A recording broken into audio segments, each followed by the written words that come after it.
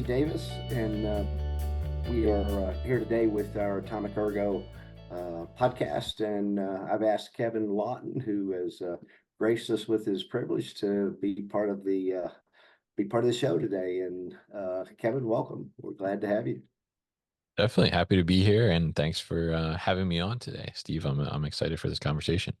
Yeah, yeah. We were one of my main focuses from ergonomics and Ergonauts perspective is material handling, and we do a lot of work with companies, manual material handling. Lots of problems out there, and Kevin's kind of a legend in the industry. He's got a Legend. yeah. Well, I'll you're take that. I'll take that. Sure. you got your own show, man. It's and oddly enough, it's the podcast host interviewing a podcast host. So Yeah, yeah. it's pretty cool. But he has a podcast called the New Warehouse, and I love his tagline. We'll talk about that. We'll talk about that in a second. But anyway, a little bit about Kevin, a little bit about his background. He's got his BS and Masters in Entrepreneurial Studies from Rider University. He also has his MBA in entrepreneurship from Rider University as well. And then he has his CLTD, which is certification in logistics and transport distribution. We're going to talk about that a little bit because I don't know a lot about it, and I'm Sure. here to. I hope everybody else gets educated, but I got a ton of questions. And by the way, our other host, Earl Ray Neal, he's normally on. He had a conflict today, so I was happy to jump in with him. I was gonna be here. I don't actually get to do a lot of interviews, but this one for sure I wanted to be part of it because I've kind of watched you for a while, and what you're doing is super important. It's gonna help a lot of people, personally as well as organizations. So a little bit about his history. The Again, he's got a podcast called the New Warehouse and podcast and its advisory services.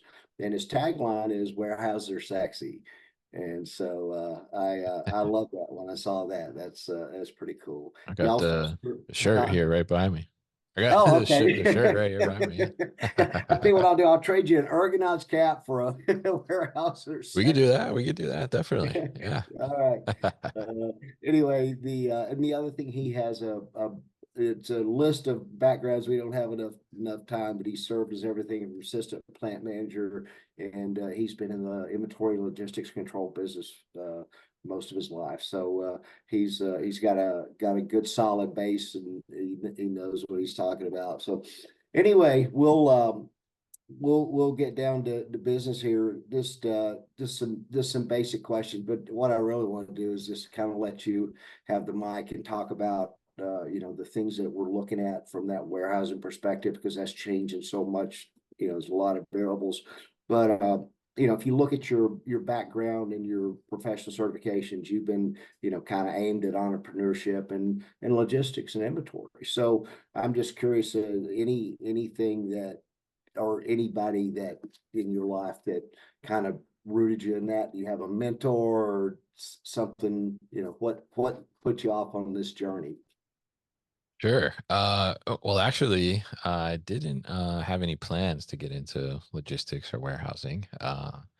Believe it or not, for somebody that has a podcast all about that topic. But Wow. yeah, I knew that. I mean, I ended up studying entrepreneurial studies in school because I knew that at some point I wanted to have my own business. I mean, I had some ideas, but just wasn't quite sure what it was going to be.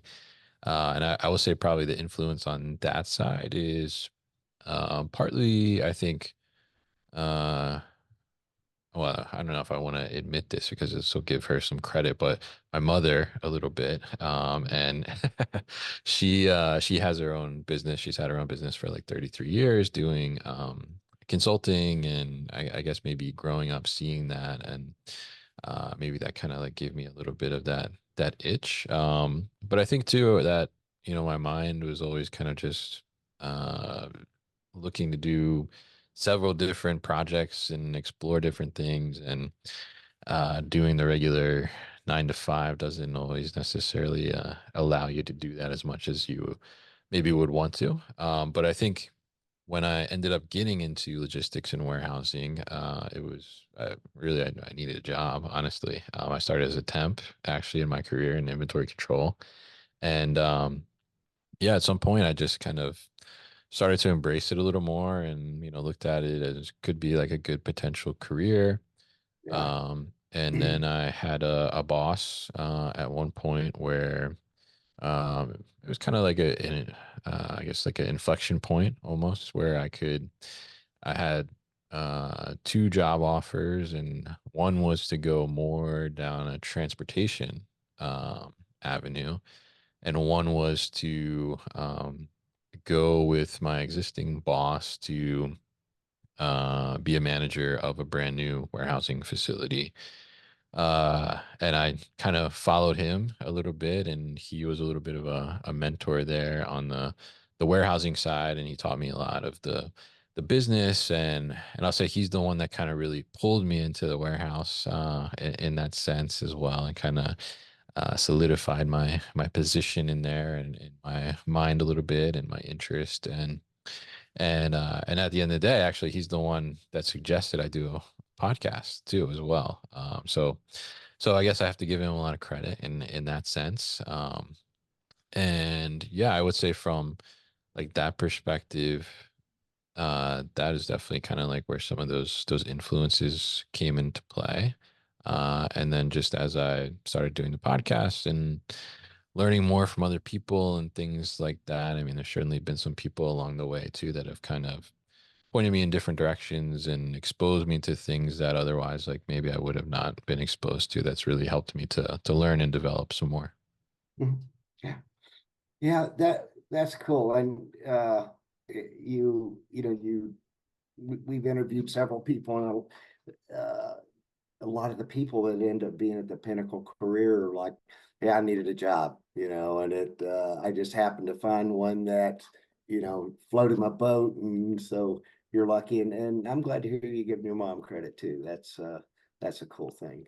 Yeah, I don't do that often. But Yeah, I hear you, man. So anyway, well, thank you. Yeah, that's interesting, and that's pretty cool. So as far as jumping right in, tell us a little bit about your podcast, the new warehouse. You talked about how you got it kicked off a little bit, but Mhm. what are you doing there, and what's your overall goal? And the mic's yours. Go ahead.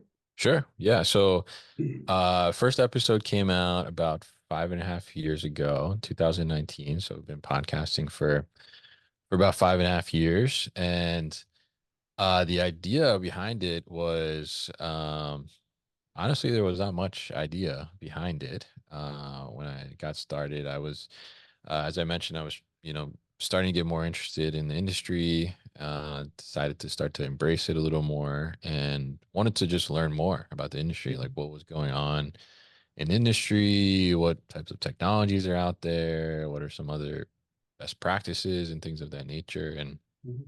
And as someone that was younger at the time, this was like probably 2017-ish, I would say, when I started thinking about, wanting to learn a little more about the industry. I wasn't really finding anything that was interesting or like grabbing my attention as something that I could like consume, I guess, on a regular basis. And so the initial thought was that, well, I could start something and, that'll help me learn along the way. And the original idea was to do just a blog and just write stuff about warehousing. But I got very involved in opening up some new warehouses, coincidentally new warehouses, new distribution centers, and those are pretty time-consuming projects. So I quickly realized like I don't have time to sit down and write and then edit and then figure out how would I even like put this out in the world if anybody was even interested in it. So that kind of took a little like back burner, and then I had been talking about this idea with the boss that I mentioned there, kind of pulled me into the warehouse, and he was like, "Oh, like maybe you should do a podcast. Like I hear a podcaster becoming a thing, basically, right?" And so I'm like, "Oh, that sounds a little easier, right? Sit down in front of the microphone and just talk, without, necessarily have to edit that much. Like it can be Right. kind of raw, right? Right. So I thought about it for a while, and then I was like, yeah, I think I could do that. And as a little background, I had previously done a radio show actually at my alma mater at Rider, about real estate actually. So I had some experience like on the microphone itself, but I didn't have any experience on the back end stuff. Like I would come in once a week, I would talk on the microphone about real estate for an hour, and then a student would go and just do everything else, right? So I didn't even have to worry about any of that stuff. So now when I started the podcast, I had to figure that out, and that was pretty interesting, and it was really kind of like a step to, I guess there's two aspects to it. One was I wanted to learn more, and I figured, this is a way that I could potentially learn more by, not only like researching and then just like talking about what I've learned and research, but talking to other people in the industry too. Like it's like a vehicle to be able to connect with these people. And the second thing was, I was kind of I guess introverted in a sense, you could say. Like I was not comfortable speaking in public, wasn't comfortable going to like a networking event and just talking to strangers, right? Essentially. Um, all that kind of stuff made me like really nervous, anxious. And so the idea was that, this is a way that I can start to speak more comfortably, but not necessarily like physically in front of an audience, but still in front of an audience in a way. So, and then, yeah, and then it kind of took on a life of its own, much more than I ever expected or like planned for it to do. And I think about like a little less than a year in is when I kind of realized like, oh, maybe this is something more than I thought it would be or is. And that's when it kind of started to snowball a little more and able to get some advertisers and sponsors. And now it's, kind of been about just building it up as not just a podcast, but like kind of an overall media business in a sense for the warehousing industry. Mhm. Yeah. Well, yeah, if you said you started 5 years ago and you were kind of introverted and shy, you've done well. Well, something's worked because you got a good microphone presence and yeah, Yeah. yeah. Yeah. I mean, I've done, let's see, we just released episode, I think 515. So I put in Um, a lot of reps there. And I will say that like, yeah, I certainly have gotten more comfortable. In fact, like as we're recording this, I just did like a keynote speech solo on stage in front of like 50 people on Tuesday. So, yeah. which the topic was about stepping outside of your comfort zone, actually. Coincidentally, that we're talking about this now, but so yeah, I've definitely like come a long way in that sense, Yeah. and I mean, a lot of credit is just to the podcast itself and just staying committed to it. Yeah, good for you. You're doing good work. So, uh, hey, the next thing I want to talk, and this is I think a great question because I kind of keep my eye and ear to the ground on the industry, seeing what's going Hmm. on. In the years that you've been involved, what kind of shifts have you seen in from technology, from employees? What because I know Yeah. there's a huge change. It's Oh yeah. yeah. Yeah. Yeah. I mean, it's been an incredible shift, I think.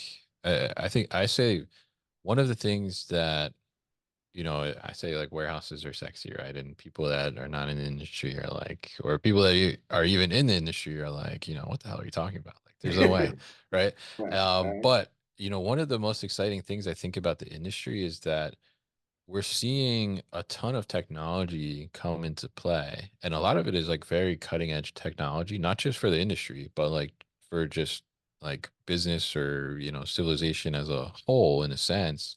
Mhm. And it's finding practical applications within the logistics and warehousing industries where it's like, for example, you look at humanoid robots, right? As an Right. example. And, people are like, oh, that's like, the Jetsons or whatever, right? And it's like, oh, we're gonna have them in our homes to bring us food or like clean the house or something like that. But the reality is that, like, well, where they're actually getting some traction is in warehouse environment or manufacturing environment, and utilizing them in that way. So I think that makes it like super interesting. But the shift and change that I think has just incredible and remarkable. I've been in the industry for, I guess like 13 years now. I've been doing the podcast for 5 or so, and you know, through doing the podcast, I get exposure to a lot more than I guess I probably would have if I just stuck to like my regular career in a sense, unless I was just totally curious and diving down, these rabbit holes on YouTube until late in the morning or early in the morning, I guess. But yeah, I mean the speed at which things have changed is just pretty remarkable. I mean, I remember when I first started the podcast, I went to a show called ProMat, which is like the big trade show for the material handling industry, ProMat and Modex, and there was only a few robots there, right? And now, fast forward 5 years later, this year at that show, several people are actually were like, is this a material handling show or is this a robot show? There's so Yeah. many robotics in place, right? And I think it's just been a rapid increase in that. And I think, part of the push for that too as well is certainly like the pandemic certainly pushed a lot of that because there's been such a shift in labor. Right. Like one from the aspect of having a hard time getting labor in the warehouse, and then from the aspect of labor wages increasing because supply and demand. Supply is low, but there's high demand. Right. And then from the aspect too of labor retention overall, like just trying to, it's one thing to get the labor in the door. It's one thing to like keep them inside the door. Exactly. So there's a lot of challenges around that, which I think has kind of pushed for the demand of these technologies that come into play to be able to, either, I guess, replace labor in some aspects or augment existing labor that they have in place. And whereas, maybe they had 50 employees before, maybe they're now able to accomplish the same thing with like 40 or 35, right? Which helps that challenge of trying to get those. But that's certainly spurred a ton of interest in this technology, whether it's from a software, hardware perspective. And that's been a huge shift over the last couple of years. And I don't think that's going anywhere. I mean, there's more and more solutions coming to the market all the time. They're trying to address these challenges, and it's just been pretty incredible to see. And I think like the need is certainly there. Yeah, and again, I watch the market as well, and I'm not near as close to that, specific, but from a solutions perspective, yeah, it's a major shift, and the one of the things we're going to look at is um, I don't know that most of the general population understands it, but if you look at what's happened with big boxes, and that's directly correlated to online shopping, which where do you Mm. think it all comes from?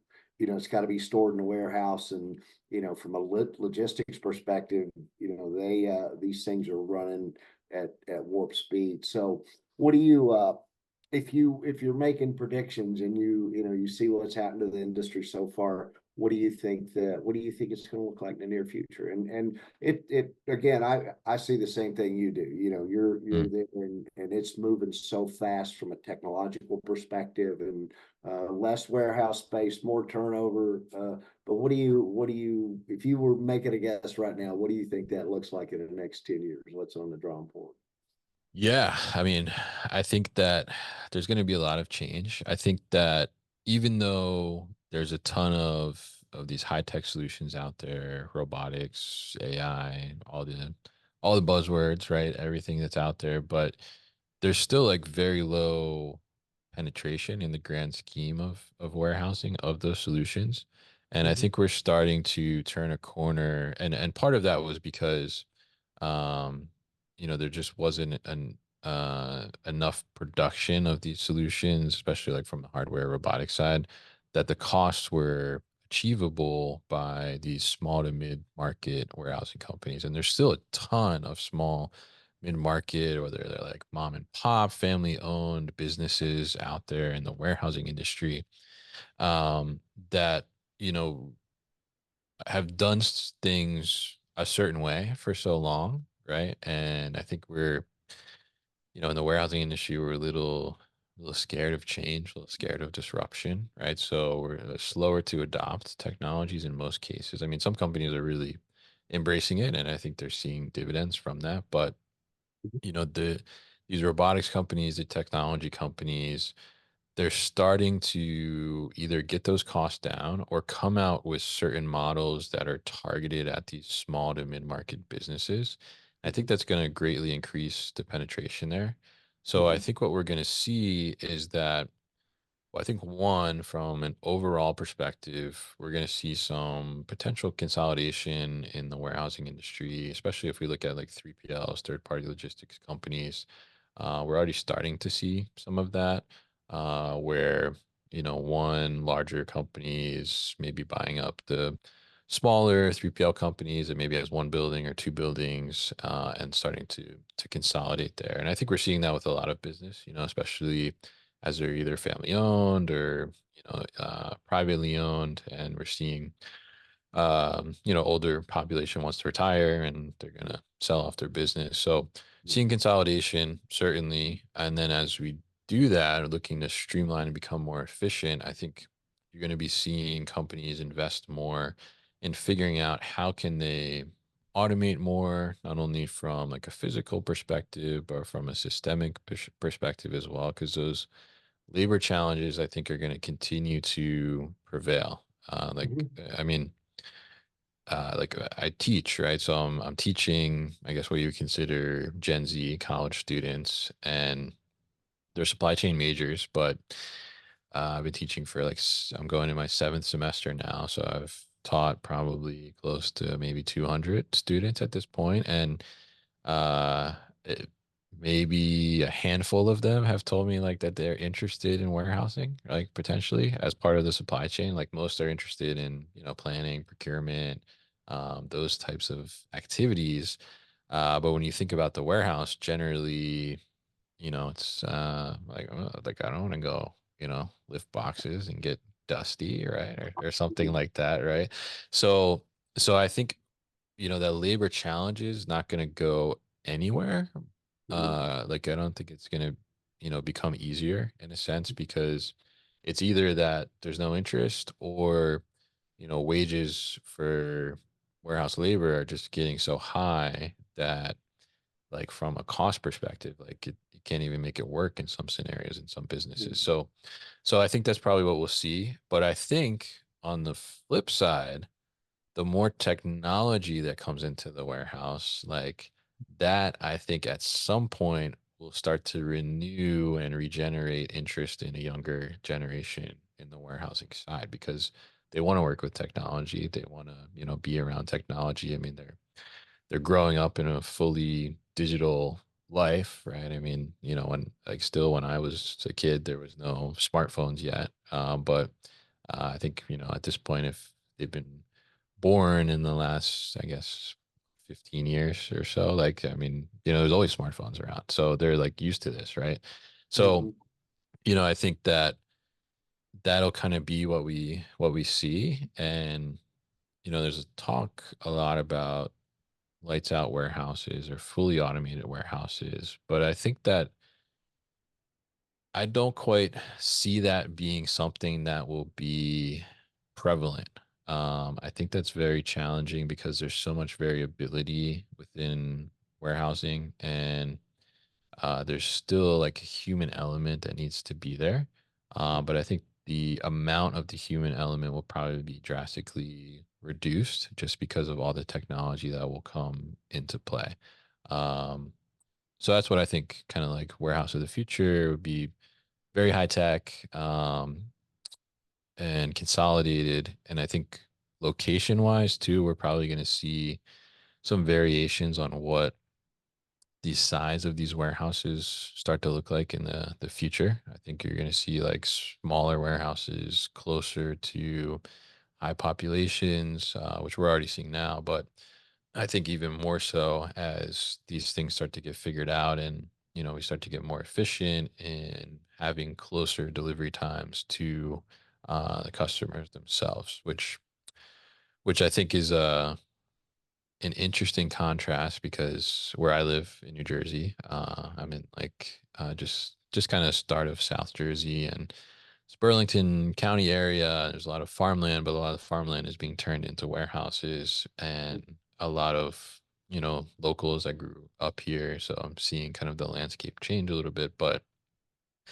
a lot of the locals complain about that, right? Like, there's signs in the front yard, stop the warehouses, but there was one side, they had one sign up that said like warehouse Skid Row, where they were about to like build a couple warehouses on a farm. Um, but at the same time, people complaining about that, and they're complaining about increased truck traffic, but at the same time, like, they want to get their product the next day or in 2 days, Mhm. right? Right. And location is a big factor in that. So I think it'd be interesting to see what really happens, but that's kind of a little bit of what I see as we're heading towards. Mhm. Yeah. Yeah, I think those are all good observations. I think that that you nailed it too. And you're talking about the smaller warehouse coming to the area. If you look at the Dollar General or the dollar store model, you know, they uh they put the picking where the people can pick it. They don't have to Yeah. drive to big box, and that's been so successful. They're, I forget, opening one, two, three a day. So yeah, I definitely get that, and I do want my stuff that day. I want the van Yeah. to pull up, and you think about what that looks like as compared to 5 years ago. Yeah. The speed that that's moving. So, and you kind of led in and got ahead on me on my next question. But it's so prevalent. And if you look at the boomers, there's 77 million of us. One of us reaches retirement age every 8 seconds. That's 10,600 per day, and they're leaving. They're 2031, we're all gone. So when you talk about that automation, and how people kind of have one eye open looking at it, that's going to be that's going to be for survival. That's not going to be about because Yeah. to get people.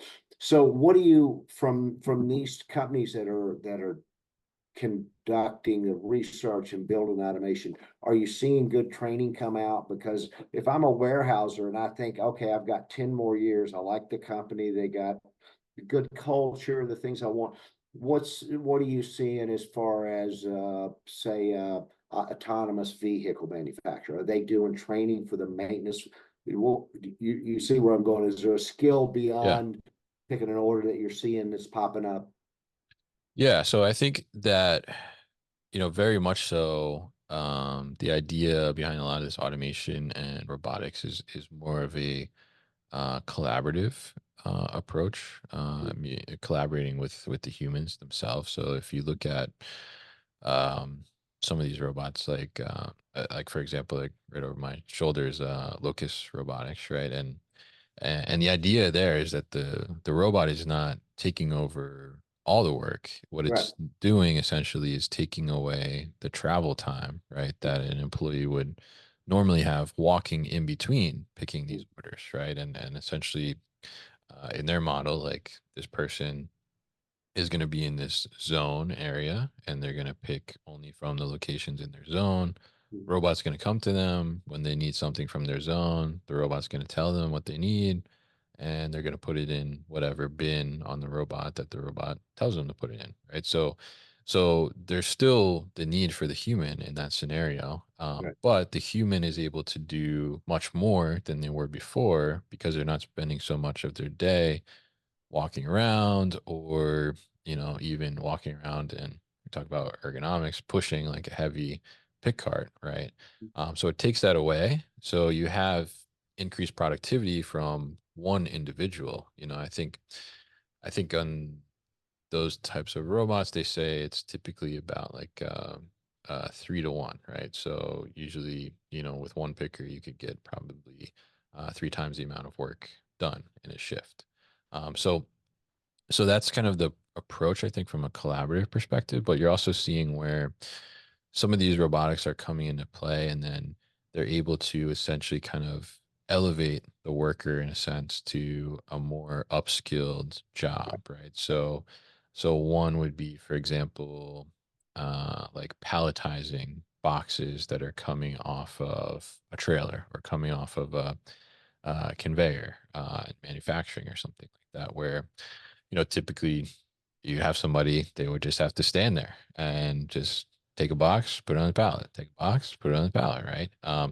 Which is no fun, right? Certainly like, easy from the perspective of a, mental processing thing, but over time also very taxing on the body potentially, right? But you have now like arms that are can pick up those cases and palletize them and get them ready. So you can move somebody from that type of task and put them maybe as a picker, put them maybe as a packer, or something else, right? More meaningful in a sense that, that the human still needs to be there for. And I think, another example would be from like an inventory control perspective. Now, you used to have people going out there and, counting the locations, counting the product. And now they're utilizing drones and some other robotic solutions to go out there and capture all that information and data autonomously. So that's now taking that person that, would spend their day counting, however many locations, and potentially, having errors because, did I just say 47 or was I at Right. 46, right? Yeah. So, the and essentially have them just do research instead, right? So like the drone flies out, it flags a location because it's recognizing a barcode that's maybe not supposed to be there. The system says not supposed to be there. And now your person in inventory control, like they're just focused on exceptions, right? Mhm. Because, you need to count, right? But if I just counted 60 locations and one of them was wrong, did I really need to count the other 59? But it took me like a couple hours to do that. So you're kind of taking that away and you're putting them into like a higher thinking role where not only they're going to count, but they're going to do research and try and root cause like what is the problem here? Why is there an exception? And then do continuous improvement off that. So I think that there is definitely opportunity for that.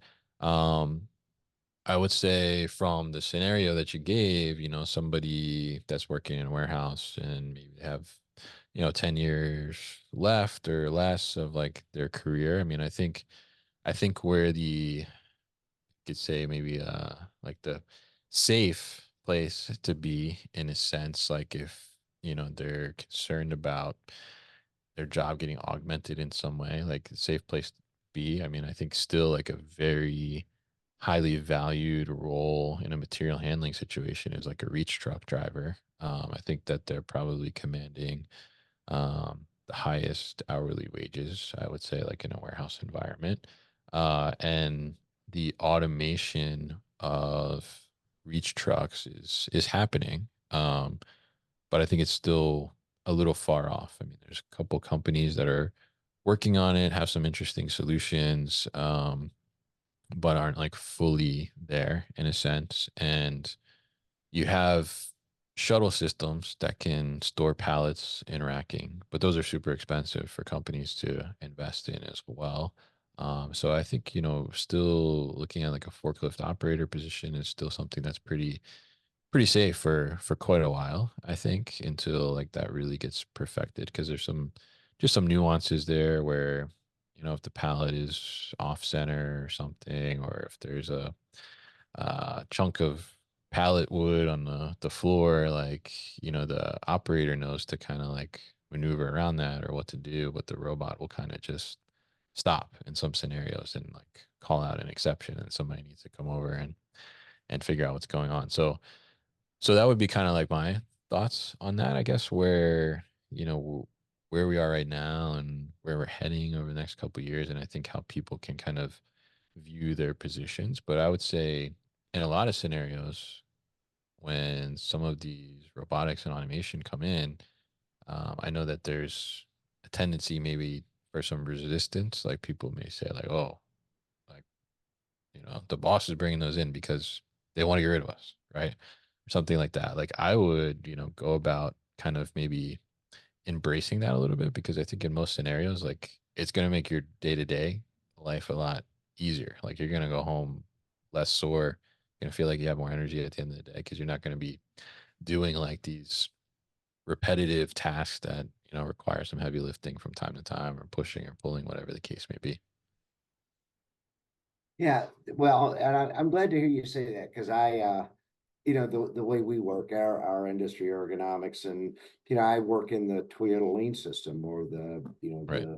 and they call it Muda. You were talking about the waste in there's no it doesn't make your product more valuable traveling back and forth to get it. So Yeah. if you automate that, the things that are and so it's kind of like the perfect storm.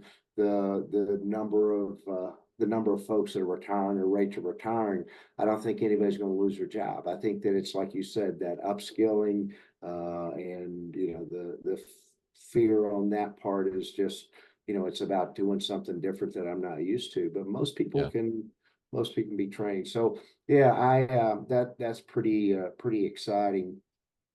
The something else I wanted to ask you about, and this is not an infomercial, but I'm actually curious. One of the things that you do is you're an advisor. So Mm. what does an advisor in the logistics or the sexy warehouse what does that what does that look like?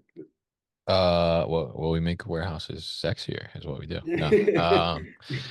No, it's from an advisory perspective. So right now I joined the strategic advisory board of a company called Camit, and what they're focused on is they're focusing on addressing risk management and giving visibility into potential risks within a warehouse operation. So, one of the big probably risks is downtime, right? So, bringing all that information, whether it's feeding in from forklifts or robots or from your systems, your WMS, into like one platform so you can have visibility and see when those things go down, root cause, drill into them and figure out why, and then fix it, and then also tie it to a financial figure as well, so you can start to figure out some potential ROI on solutions, or even what is us not updating to the latest software cost us when we end up going down, right, or something like that. So that's one thing I do. So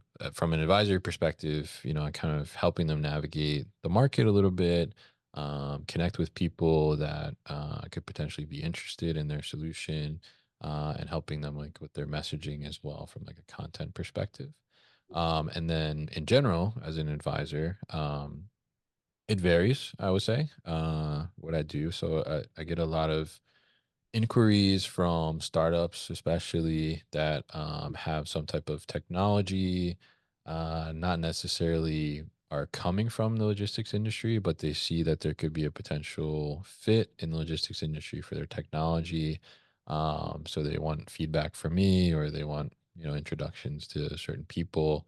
And then from like an operations perspective, just giving some overall advice and advising on how to improve their operations, potential technologies that they could put into place. And then I think overall overarching is just being a connector in general, because my network has grown so large from this podcast journey, that I know a ton of people in the industry.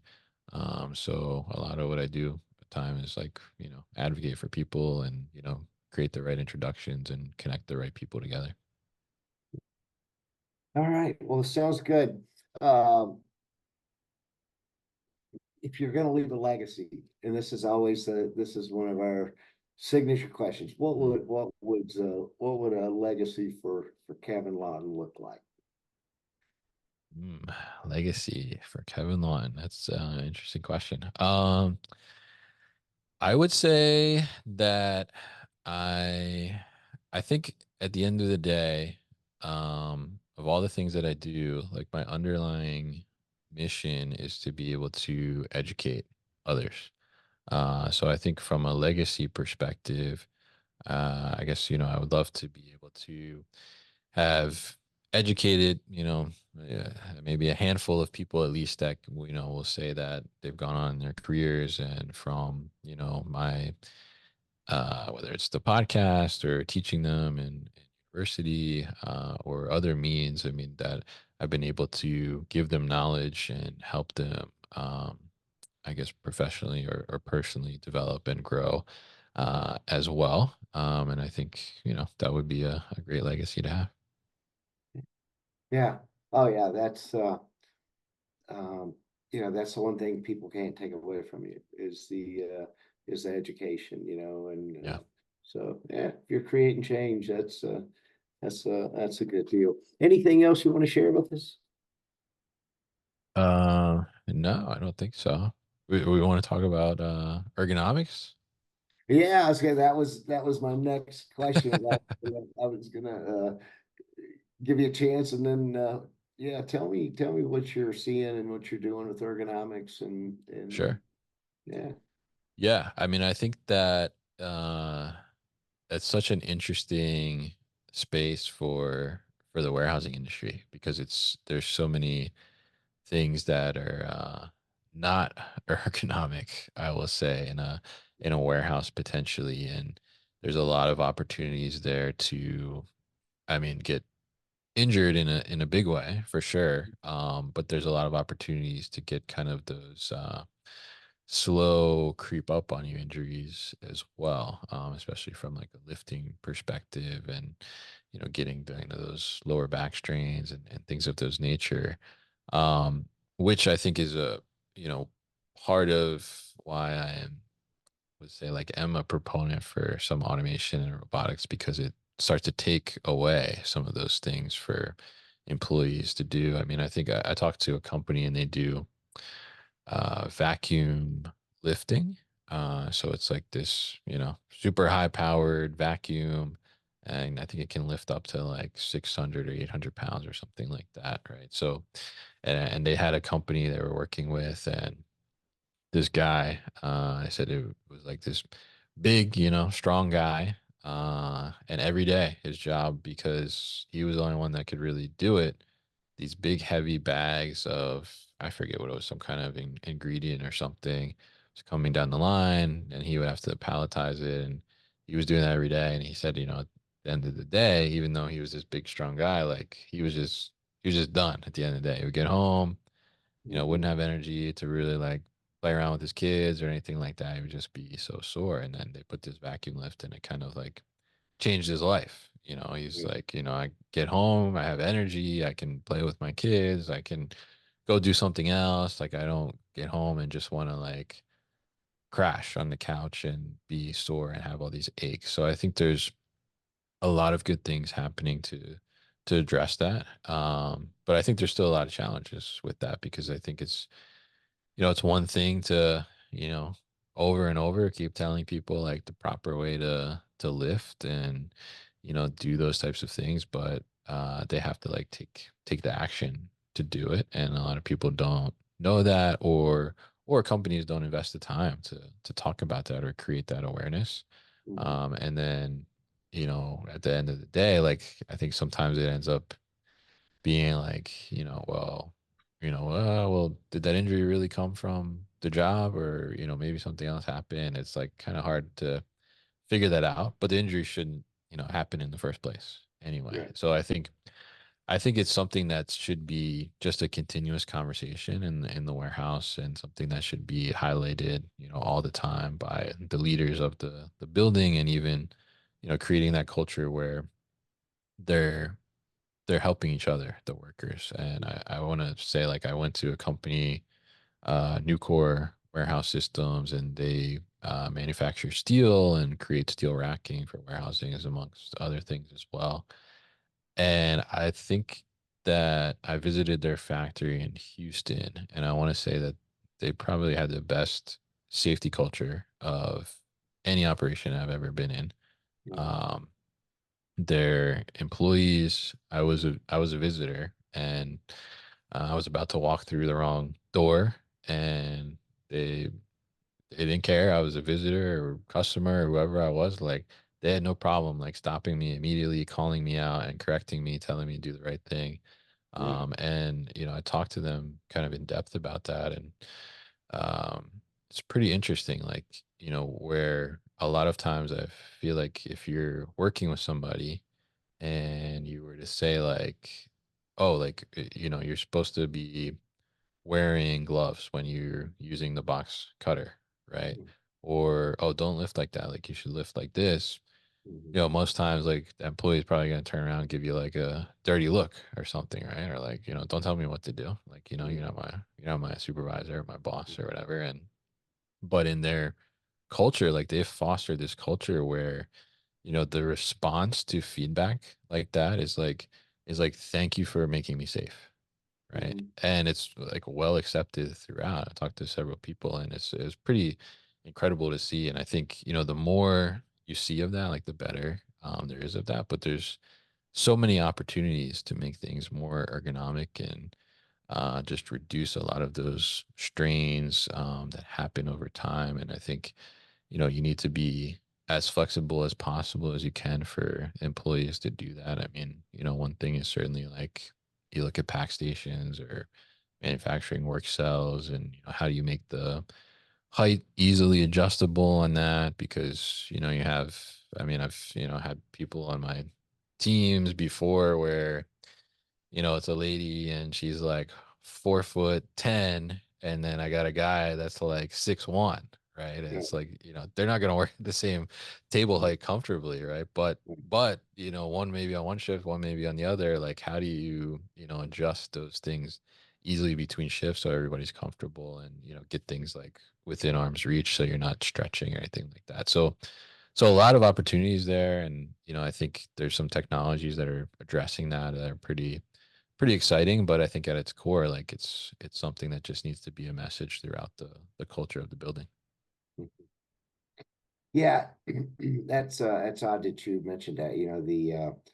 And I personally talk about it all the time. You've got two issues. You got conditions and you got behaviors. Mm, So we can fix the conditions. We go in, but if somebody makes a decision to do something wrong or doesn't have the training, it's that behavior. And the statistics say that, from a behavioral perspective, 85 to 90% of all injuries and illnesses are due to a behavior.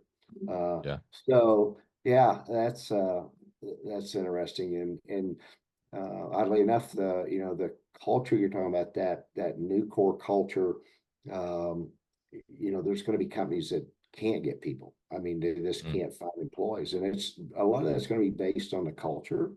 And so when you've got an operation or organization that everybody knows that they care, those are the companies that are going to be able to recruit, keep on doing business. And the other ones are, unfortunately, it doesn't look good for them, from yeah, the employee perspective. So yeah, I want to talk about ergonomics. I'm glad to hear that too. And it's funny, you were talking about that back injury, and people, mm, you hear somebody say, well, yeah, I just leaned over to pick up my trash can in the office and blew my back out. And yeah, typically that's that 100,000 micro tears from something that was the final straw. So yeah, that's interesting. And those are going to go up with aging as well. It's kind of like parts yeah, wearing out on your car. What I did 20 years ago really does matter when I was wearing those ball joints out and those kind of things. So yeah, uh, yeah, for sure. But yeah, I think that's all I've got. It's pretty cool. The we talked about a charity. I looked at the Sure. organization you mentioned, if you don't mind, tell us a little bit about that and what they do Yeah. So they're called Allen for short, but stands for American Logistics Aid Network, I believe is what it stands for. And what they do is when there are kind of natural disasters and other things happening where Mhm. things need to get mobilized fairly quickly, and there's logistics that need to happen to support that. They work with like a network of partners that will donate logistical services, whether it's donating trucks to be able to deliver some of this stuff, warehousing space to stage supplies, food, even just like miscellaneous warehousing supplies that they need to. Like we donated some pallet wrap to them one time when they needed something that was going on. I forget what it was exactly, but they kind of bring all these companies together just to bring in the logistics portion of this. And I think too, what's interesting there, I've learned from them, is that there's like the immediacy, like when something happens, whether it's like a hurricane hits or something, or tornado, whatever the case may be. There's like the immediate things that need to happen, but then there's still that recovery that happens for a while after. So they do a lot of support around that, right? As they're needing to bring in new materials. Do one of their partners have like a truck that they can use to be able to do that, or do they have some additional trailer space they can move that down, or is there warehouse space, or even like forklifts? People will donate like forklift for them to use for a certain period of time, and all those kinds of things is really really interesting because you don't necessarily think that logistics is behind that, but logistics is behind kind of everything in a sense, and getting Right. things to the product, and that's even more of a dire need as well, a little more dire than like your next day prime to get those things out there. Right. But yeah, so that's what they do in a sense, and I think they have a really great mission and a great purpose to serve there as well. So happy to support them and give them a shout out. Yeah. Yeah. Well, thank you for that. You know what, I had no idea, and I've done some disaster recovery in the past, Mhm. with, FEMA and, through some federal stuff that I do. But, when you think about that, that's huge. In fact, that's the only way to work Yeah. is, uh, is if you got the right folks. So anyway, I'm going to wrap it up here unless you have something else. I very much appreciate you being on, and we'll I can't wait to get the podcast out, and we'll go from there. Again, I appreciate it very much, and let's stay in touch. I'm Definitely. definitely interested in your journey. All right. Well, thanks so much for having me on, Steve. Yeah, thank you very much. Bye bye.